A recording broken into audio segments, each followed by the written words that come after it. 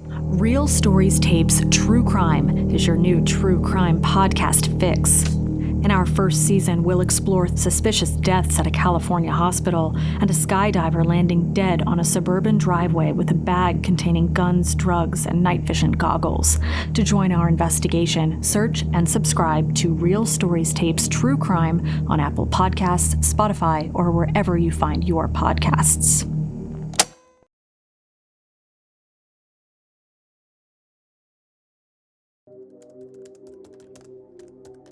My name is Martina Cole. I'm a crime author. The nature of true crime often defies understanding or logic. And in my opinion, the most difficult perpetrators of crime to work out are the women that murder time and time again. In this series, I'll be shining a light on 6 of the most prolific female mass murderers in history. So welcome to the dark world of the Ladykillers.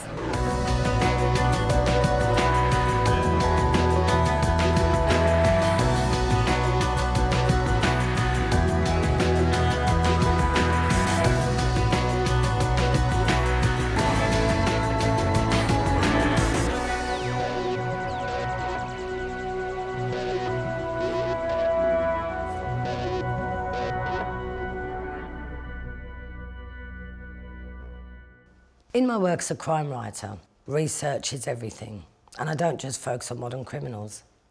My fascination with women who kill has unearthed more than a few ladykillers from history.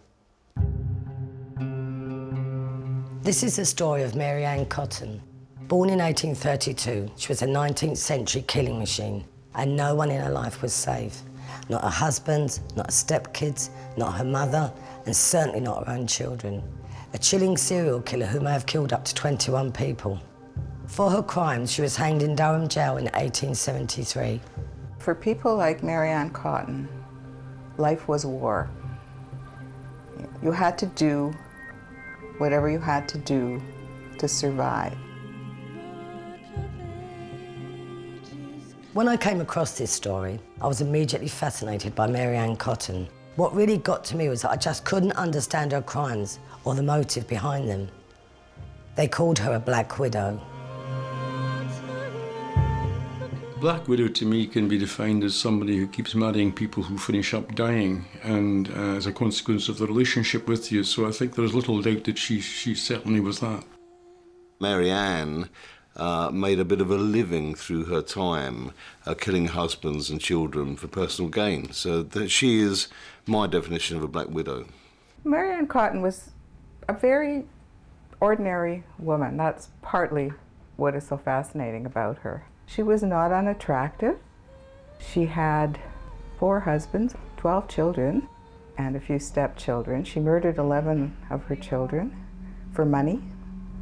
Men found her attractive, but of course, as soon as they lost some sexual prowess, as soon as they lost their jobs or became ill and couldn't get the money to bring into the house, she was after the next man. And she was making love to her next husband while killing the husband she was with.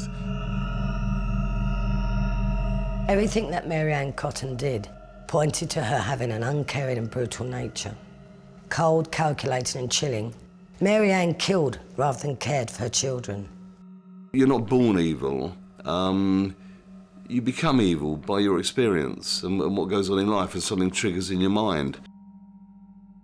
Mary Ann Cotton, née Robson, was born into a small mining family in Low Moorsley, County Durham, in October 1832. Her father was a miner, her mother a miner's wife. This was the only life she knew. In 1842, when Mary Ann was only 10, her father died in a mining accident. What impact this had on the young girl we can't ever know, but it left her mother a young widow with 2 small children to raise. Mary Ann Cotton was born Mary Ann Robson, and the interesting thing about the surname Robson is that it comes from the Borders. The Robsons, back in Elizabethan times, were one of the Border reaving clans, the notorious murdering tribes that lived up there in the Borders. The Reavers, or Raiders, were Scottish clans who patrolled the Anglo-Scottish borders from the 13th to the 16th century. They terrorised the border villages, thieving and taking whatever they could lay their hands on. Could Mary Ann have descended from the infamous Robson Reavers? Right from the word go, there's clues about Mary Ann that she's a bit of a handful. I mean, she's brought up in a Methodist atmosphere, and the Methodists were very strict and very disciplined. But as soon as her stepfather moves in, George, she moves out. So come 1848, 16-year-old Mary Ann decides to try and make a break and takes her first steps away from the hard mining life she knows so well. The towns and villages of Durham in the mining areas were mostly dominated by mining and little else. There wasn't a great deal of opportunity for other work. So the likelihood of her becoming a miner's wife and continuing to be so was quite high. She knew nothing else. She saw it coming. She saw it coming through her mother, and she saw it coming through her father, who was killed down the pit. If your father falls down a mine shaft, you know what you've got coming.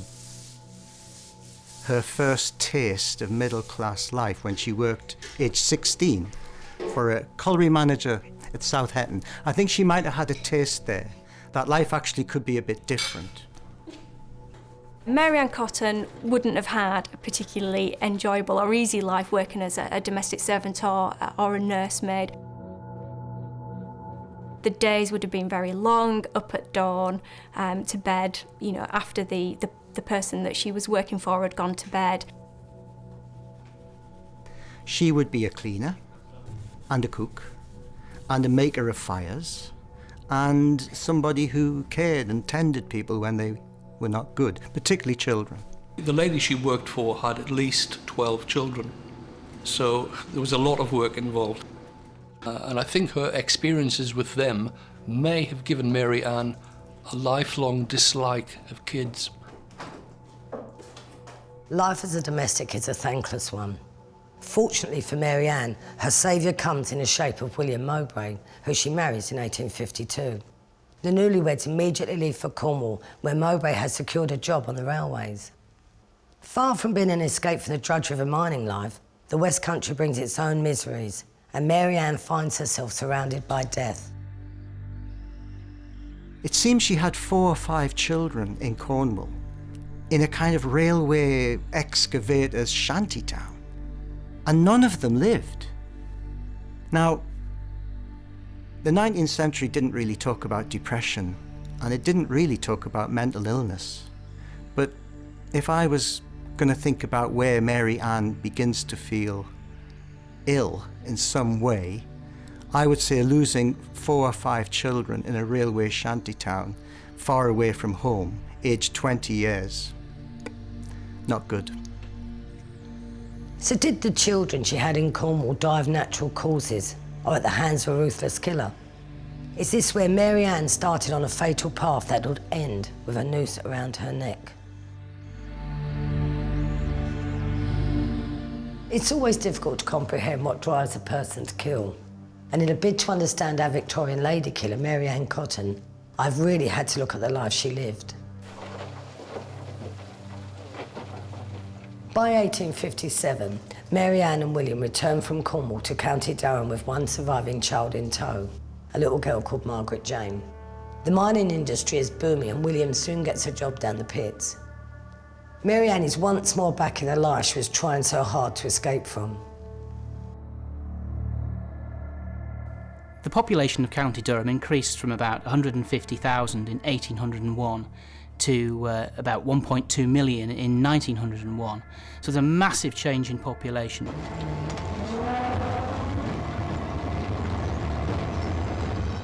The Industrial Revolution was at its height and coal was in big demand. Britain was constructing, manufacturing and exporting both at home and across its vast empire. As the collieries expanded in the 19th century, so did the colliery villages. And it had a massive impact on the people who were living there. There was people coming in from all over the country, and the most direct impact it had on people's lives was the pressure it put on services. There was more demand for houses, there wasn't much sanitation. It affected everybody's life in every aspect. The priority of the coal owners was to find accommodation for the miners. to live in. You wouldn't necessarily have churches, for example, or something to keep the population stable. Pubs would be built straight away, they were the priority. By 1857, Mary Ann may have been resigned to her lot, and she starts to rebuild her family with William. She gives birth to a girl, Isabella Jane, in September of 1858. More children quickly follow.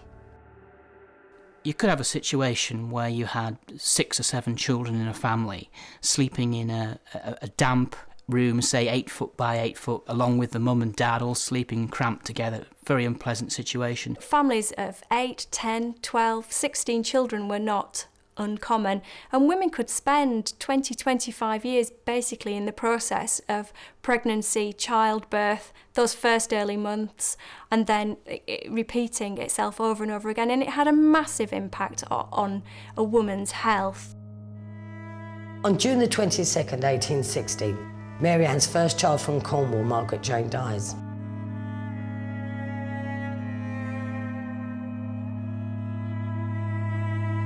The following year, Mary Ann has another baby. She also calls this child Margaret Jane. 2 years later, she has a son, John Robert. By 1863, Mary Ann's life is a drudgery, a continual battle to feed and clothe her growing family. The miner's wife was involved in looking after the family, in cooking, in doing all the washing and bringing up the children. The childbearing role was a major job for a miner's wife. Mary Ann knows from first-hand experience how dangerous mining life can be. Her father had died in a mining accident, so she quietly encourages William to take out an insurance policy should their circumstances take a turn for the worse. Well, it's an insurance policy. But in the 19th century, private capitalist companies are beginning to understand that there is a huge market in penny-a-week subscription. And the man from the Prue becomes a famous figure in working-class terrace streets. The insurance policy pays off as young John Robert dies aged 12 months. He's soon followed by his father. William Mowbray dies of typhus fever in January 1865. Mary Ann makes her first claim. Mary Ann gets £35 from the insurance company for the death of William Mowbray.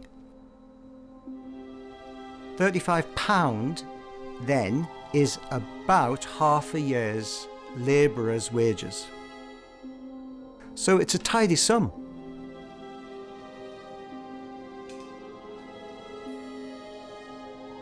Mary Ann, now a widow, moved to Seaham Harbour with her 2 remaining daughters. Within weeks of arriving, one of the girls, Margaret Jane, dies of typhus fever. She was just 4.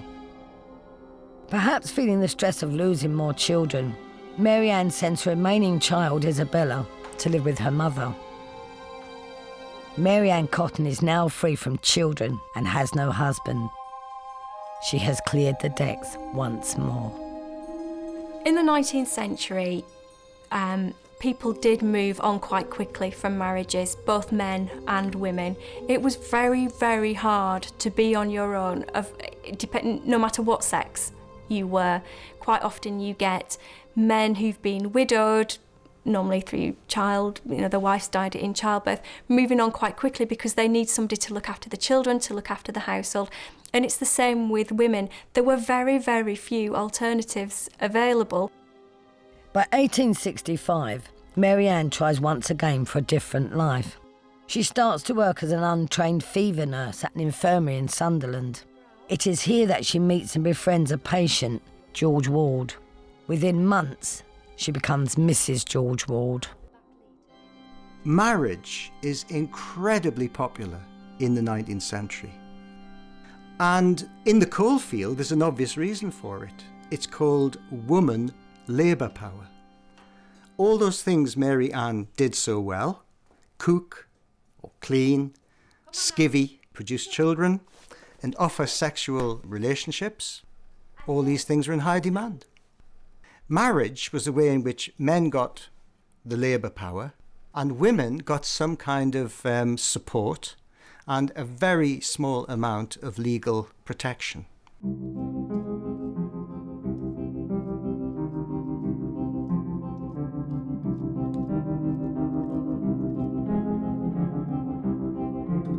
Mary Ann finds life as Mrs. George Ward pretty dull, even without any children to look after.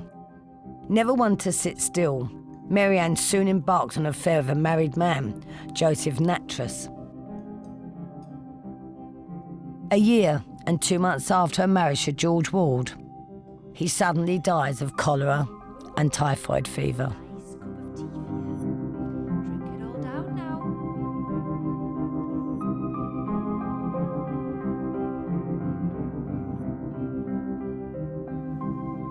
Mary Ann then replies to an advert in the local paper for domestic help from a recently widowed man, James Robinson. James Robinson had a wife and 5 children. The wife died and the youngest of the children was sickly, so he clearly felt the need to have some sort of female help in the house. Apparently only Mary Ann really caught his attention. She may have attracted him physically. The Robinson baby dies within days. A few weeks later, Mary Ann is summoned back to her poorly mother's side at Seaham Harbour.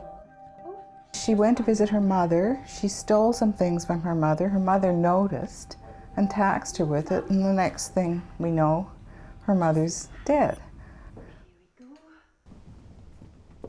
After the death of her mother, Mary Ann returns to Robinson household with her daughter from her first marriage, Isabella Mowbray. Within weeks, 2 of Robinson's 4 surviving children are dead, and so too is Isabella. 4 months later, in August 1867, Mary Ann, again pregnant, marries James Robinson. Their daughter Margaret Isabella is born in November. She lives for just 3 months. Death seems to follow Mary Ann around. She has decimated the Robinson family. So how could James even contemplate marrying this woman? In the society in which she lived, he was virtually obliged to. He would have been disgraced otherwise. But on the other side of the coin, his 3 sisters didn't like Mary Ann, so he was battling in 2 different directions. They certainly didn't want anything to do with this woman, but she was pregnant. What was he going to do about it?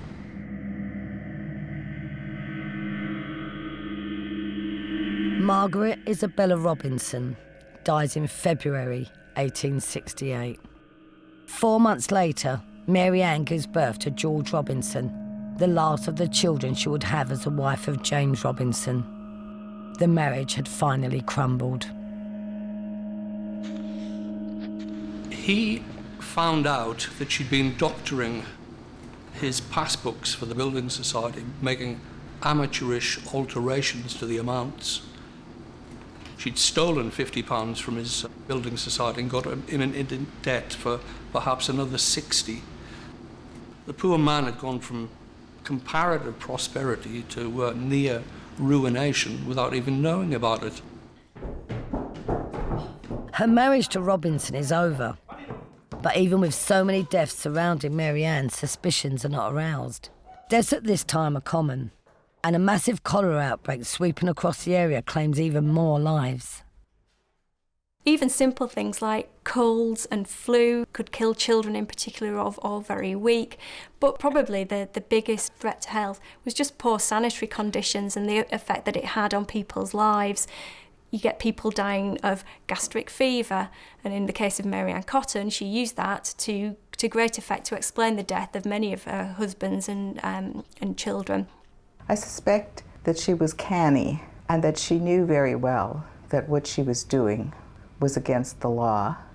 And in fact, that the more she did it and got away with it, the more she was motivated to keep on doing it. It was almost a feeling of power for someone who had absolutely no power in the rest of her sphere.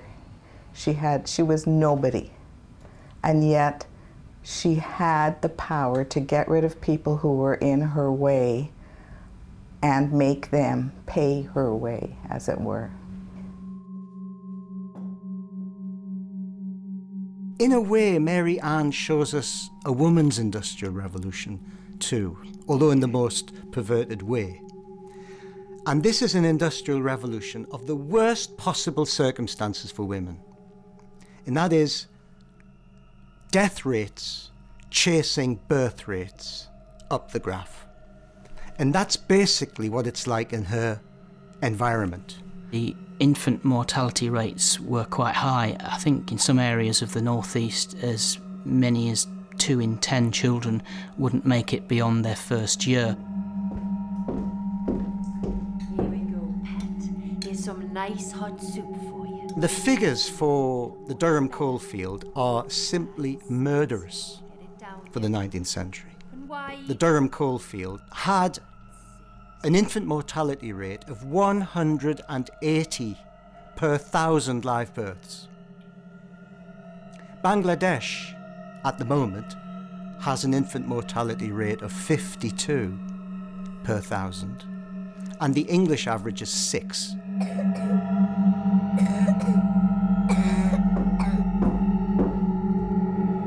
Ready for your soup? The registration of deaths, the registration of births, particularly for children, is notoriously inadequate.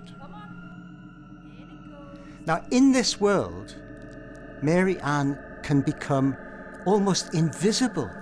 The deaths of children is not a big deal. Life is cheap and children expendable. The high infant mortality rate proves to be a great smokescreen for a serial killer.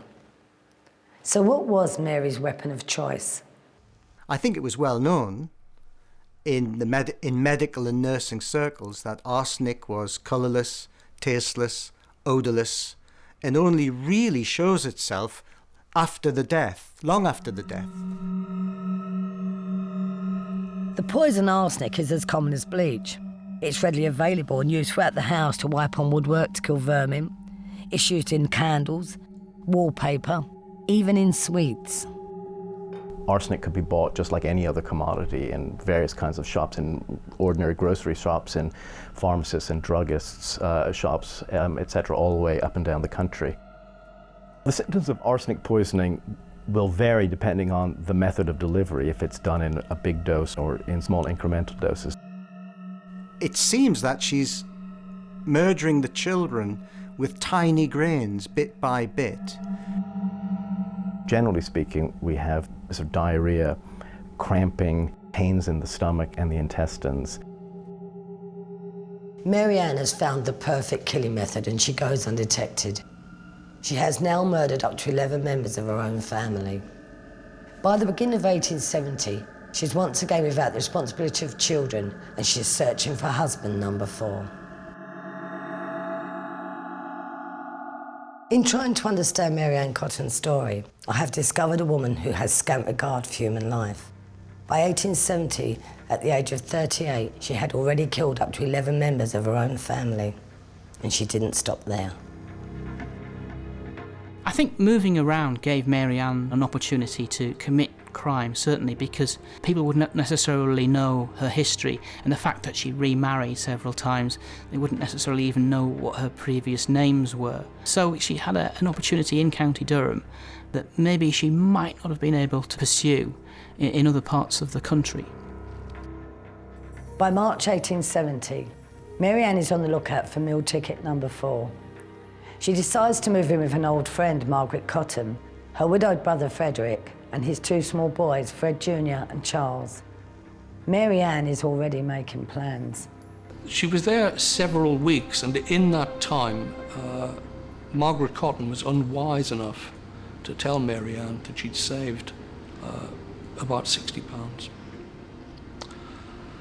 Now, if anything was to happen to Margaret Cotton, she had no children, that money would go to Frederick. 3 weeks after Mary Ann Cotton's arrival, Margaret Cotton dies. Her former lover, Joseph Nattrass, takes lodgings on the same street to Mary Ann and the Cotton family. She'd done much to try and catch up with Nattrass, it seems. Maybe coincidence that their paths kept crossing over, but there again, this may have been all part of the plan. Nattrass, she always, it was said, he was the one, if any of them, she adored the most. Not only is she sleeping with Nattrass, she's sleeping with Frederick Cotton. The inevitable soon happens. Within weeks, she was pregnant by Frederick Cotton, and so he too felt morally obliged to do something about it, the honourable thing about it.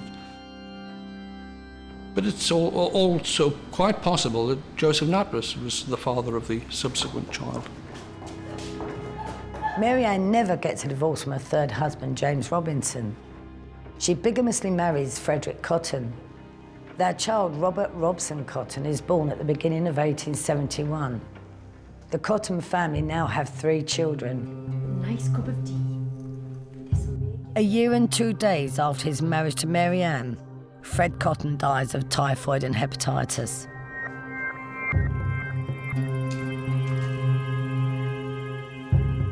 After a suitable wait of 3 months, Mary Ann moves in her lover, Joseph Nattrass.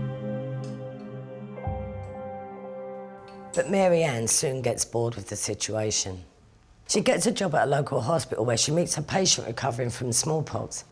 Mr. Quick Manning is a wealthy customs and excise man and a very eligible bachelor. Once Quick Manning appears on the scene, he's obviously so much better a catch. It seems that Mary Ann turned against Nattrass, and now she wants everybody out of the way. There's no way she can persuade a bachelor like Quick Manning to take on kids from another man's marriage. She does seem to be clearing the boards every now and again and wanting to start again.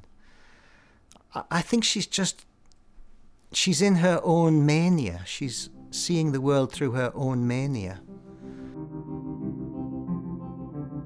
It's 1872, and Mary Ann embarks on a final killing spree that will be her undoing. On the 10th of March, Fred Cotton Jr. dies of gastric fever.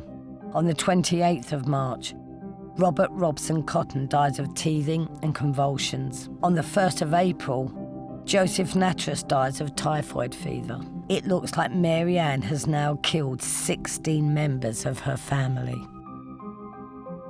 No one, not a single husband, suspected her. All these deaths of their own children from other marriages, all from arsenic. The husbands would come home, find their children writhing in agony, dying from arsenic. But suspicions were being aroused by the local parish relief overseer, Mr. Thomas Riley, who thought there was something very suspicious about the number of deaths surrounding Mary Ann Cotton. She now has just one remaining child, young Charles Cotton, and she has plans for him too.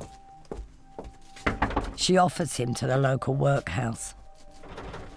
Here's another one for you. She foolishly remarked to Riley that the boy's a weakling. He'll never grow up. Riley thought, looked healthy enough to me, to which Mary Ann replied, he'll go the same way as the rest of the Cotton family. In July 1872, Mary Ann kills for the last time. She has fulfilled her promise to Riley. Here we go, son. This'll make you feel better. 7-year-old Charles Cotton, the last of the Cotton family, avoids the workhouse and dies of a fever on the 12th of July. Mary Ann has now killed a minimum of 16 and possibly as many as 21 members of her own family. She's looking for control of her life and of other people's lives, especially when they intrude on hers. It's a terrible kind of power, but for a woman in a century who has no power given to her, the power of arsenic might have been something almost fascinating, the power of life and death. I'm not so sure she'd actually got pleasure from killing. I think she got pleasure from the start of the relationship and the build-up of the relationship. And I think the killing then became an expediency. It was the way to deal with the situation. The only way you remove people, you either get rid of them and you get them out of their lives so you can move on to the next bit. Is she calculating on the next kill, or a new life that she hopes she's going to achieve through the past kill. She had no sense of right and wrong, and she didn't really feel accountable. She did what she felt she had to do. What was important to her was what she needed. One needs to understand her more in terms of an opportunistic killer. She was quite self-centered. She clearly was antisocial. She stole. She was deceptive. She was a great one for the insurance policies, and she was a great spender of money and enjoyed looking nice to attract other men. She was certainly a very detached killer. She saw that her needs were paramount, and therefore, if they weren't meeting her needs, she just simply removed them. So in that sense, you could call her very cold-blooded. She certainly fits the profile of being aware that she needed to stay one step ahead of the law. Clearly there are traits in her that show she was able to plan ahead. She was quite ruthless in her thinking. Mary Ann Cotton showed no remorse, killing husbands, her own children, her stepchildren. And in fact, it was the death of a 7-year-old stepchild that finally led to her downfall. I think certainly when you tell people that your very healthy son is going to be dead within a week and then he does die within a week, you're going to lay yourself open to suspicions.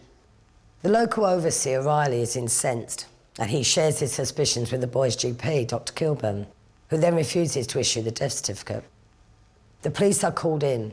Post-mortem and then an inquest are carried out the following day. The post-mortem on Charles Cotton was carried out in an environment which to our standards would seem primitive and quite absurd. He was basically laid out on his stepmother's table, and the general practitioner went about cutting up the body and making his investigations.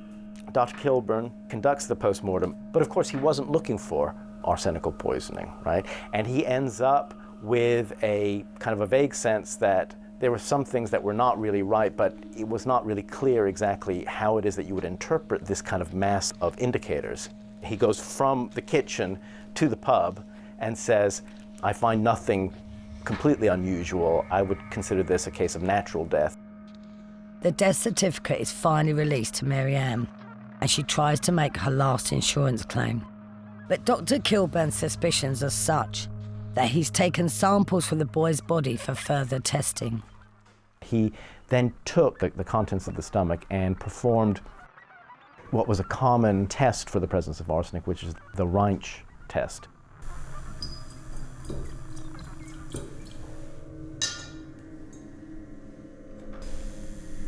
And so on that grounds, he says, okay, well, there's an indication that it might be arsenic. And then what he does is he sends the material over to Thomas Scattergood, who is a forensic toxicologist based in Leeds. The forensic lab confirmed arsenic poisoning. Mary Ann Cotton was arrested the next morning. 3 bodies were exhumed from West Auckland Parish Church. Frederick Cotton Jr., Robert Robson Cotton, and Joseph Natras. For several days there were huge crowds around the ancient graveyard. Mary Ann Cotton, why did she kill her children? I think that's one of the imponderables, really. And I'm not sure it was ever really asked at the trial why she killed them.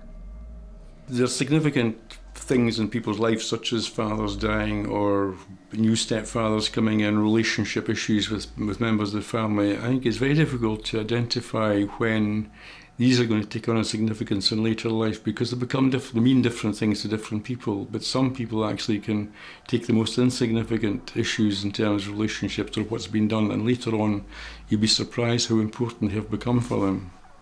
Given that she killed her mother, there was probably some ambivalence in her relationship with her mother prior to her father's death. And therefore it's reasonable to suppose that perhaps at an earlier stage in her development she had also suffered difficulties. Not only would there have been perhaps the personal impact of that bereavement, but there would have been also the sociological consequences for the family in the sense of that was the bread earner that had died, and the family faced destitution. And that must have generated intense anxiety. I think we can safely say that Mary Ann Cotton clearly didn't like children. And I think she got bored with them as she did her husband's. But what takes a person over the edge to become a murderer? Was it the death of her father at such a young age? Was it watching her mother struggle with the grime and poverty of mining life? What exactly does turn an ordinary girl into a ruthless serial killer? The first thing we'd be thinking about would be pathological development. What contribution nurture may have contributed, what contribution the environment might have contributed, and then to look at what led up to the initial serious offence, which of course may have been preceded by multiple other offences. And then most importantly, to explore what might have led from the first serious offence to a second serious offence. If they're psychopaths, then there's no feeling of anything. So mourning is not an aspect of it. We know that many do have some sense of regret, but they very quickly overcome that. But then the need to relive the fantasy starts coming back. It certainly appears to be the case that the women serial killers do have a different profile, and poisoning and suffocation tend to be a very popular means of killing. Poison is a very physically non-aggressive way of doing it, but a very aggressive way of actually killing somebody. It means you don't have actually physical contact with them, and you can watch them dying without having any qualms. Poison is such a detached way to kill someone. Give them a few grains of arsenic and then just walk away. But how is that even conceivable? How can a mother murder her own children? Women whose development has, for whatever reason, not gone the way a generally normal development would go, their capacity to develop that bond with the child is compromised. They don't actually conceptualise the child as being separate from them. I think Mary Ann Cotton was essentially a psychopath who perhaps killed people for the money, just for the sake of the money, just for greed. I don't think there's any justification in saying it was the social conditions in which she lived, because there were many other people living in similar conditions, and many in worse conditions to Mary Ann Cotton. I think there was something in her character that made her an exceptional person in a rather notorious way. With most women with severe violent behaviour, the victims are known to them. Women serial killers, they kill with their caring, they kill in their environment, they kill in their house. It's almost impossible to know what drove Mary Ann Cotton to kill. But whatever her reason, she was about to reveal a final twist in her sinister tale. The more I look at the life of Mary Ann Cotton, the more it amazes me that she managed to kill so many people. But our Black Widow Ladykiller was to reveal one last twist to her gruesome story. While awaiting trial in Durham prison, Mary Ann revealed that she was pregnant once again. Her trial had to be delayed for 6 months, during which time the horrific details of the Mary Ann Cotton case began to emerge to an eagerly awaiting press and public.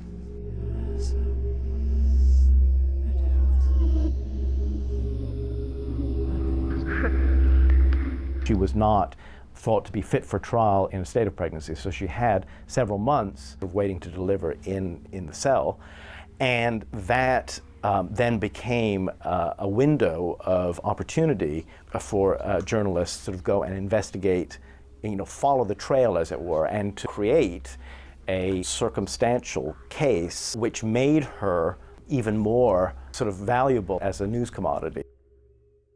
It was quite a common tactic throughout the 19th century that women would get pregnant, either during the trial, just before the trial, even in the earlier 19th century when they were in the same room as men, during their time of incarceration, to get pregnant while they were in prison, because then they could what's called plead the belly. I think, there was no sympathy for her in the press.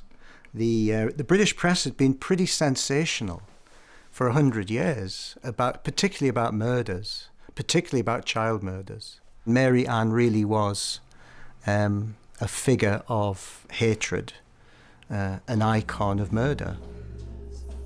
There were rhymes made up about her. Parents used to frighten their children that she was coming if they were naughty.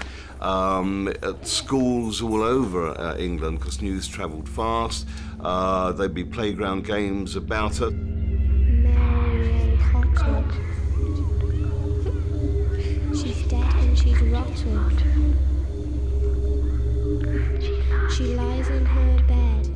In a Victorian age, which put so much store by this moral and spiritual superiority of women.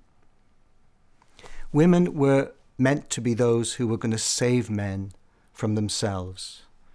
Women were meant to be those who were going to create a home. And in that home, all was going to be sweetness and light from that rough world outside where men had to do business. Men wanted to believe that they could trust women. At the same time, stories like this made them aware that really they couldn't, especially if the women that they were trusting had some reason to feel aggrieved.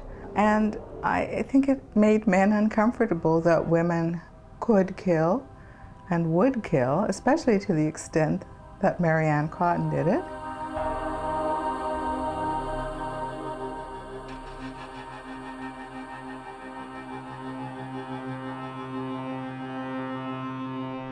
She does absolutely the opposite thing to what women are meant to do. She kills her husbands. She doesn't just kill other people's children. She kills her own. She's a monster. Victorian society didn't like executing women. It was extremely rare for such a thing to happen. It had been 74 years since the previous execution of a woman in County Durham. So the mere notion of a serial killer being a woman, and on top of that, a woman who may have accounted for 21 people, most of them closely related to her, for the insurance money, was just incredible. On the 7th of January, 1873, Margaret Edith Quick Manning was born in Durham Prison. The trial of Mary Ann Cotton took place during the month of March 1873. She was still breastfeeding her new baby whilst in the dock. The public reacted to the Cotton case as though she were a witch. I think the British public just gave a collective shudder, because if there could be a woman like that walking around just casually giving arsenic to people who were in the way or whose death would give her a small amount of money, then she would just do it and nobody noticed. Yeah, the press did have a go. They would, wouldn't they? And I don't blame them for that, and it's a great case. And she was an awful serial killer. On the other hand, when you see these people, they don't look like serial killers, hugging the baby, breastfeeding in court. She made a terrible fuss when they took the baby away from her for the last time. And some people thought this was terrible, that a woman should be executed. People completely forgot that she had already killed 11 of these babies that she had nurtured and brought up, and that this child stood a very small chance of surviving into adulthood unless her mother was executed. It took the jury just 1 hour to return with their verdict. Rock of ages cleft for me. Let me A miserable 7:55 a.m. affair. She's in her cell. Calcroft, the public executioner, comes with his assistant, Evans. They would put a leather belt on her waist. They would manacle her hands, and then they would attach the manacles to the belt. Then it was about 2 minutes into the yard, where a very simple scaffold would be, and she'd be asked to stand on the trapdoor. Her newborn baby, Margaret Edith Quick Manning, is taken from Mary Ann shortly before she goes to the gallows.